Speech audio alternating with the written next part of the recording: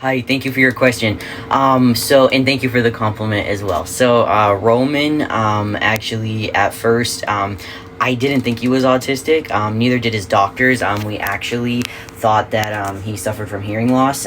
It's still in his chart. He's still diagnosed with it.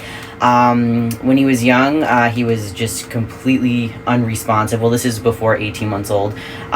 He would not respond to his name. He would not acknowledge loud sounds. He was just very withdrawn, wouldn't look you in the eye, wouldn't answer to his name, nothing like that. And so the thing is, and this is a huge misconception with, autistic people, that I'm not this what I'm just listen, okay. I'm always afraid I'll say the wrong thing. My son is very, very affectionate and very social, and a lot of people didn't think he was autistic, including his providers, because he was so affectionate and social, aside from the not responding, stuff like that. Like, other than that, he was very social and affectionate, so that's why they thought he wasn't autistic, which of course not every autistic person struggles in that area, and if they do, that's okay. But so they thought he was, hard of hearing or had hearing loss. So he ended up actually going to one hearing test. He failed.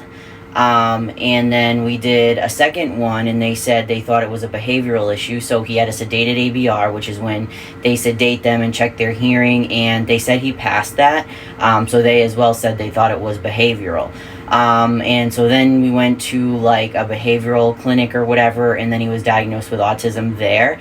I remember literally right before he went, under anesthesia for his sedated ABR, he was walking down a hallway with my mom, and I remember I yelled to him, I was like, Roman, and I think it was like the first time ever, he like turned and acknowledged me when I said his name. And that's when I knew that it wasn't a hearing thing, it was probably autism. And also he would do things like he'd spin in circles, he'd walk backwards. That was his thing, he loved walking backwards.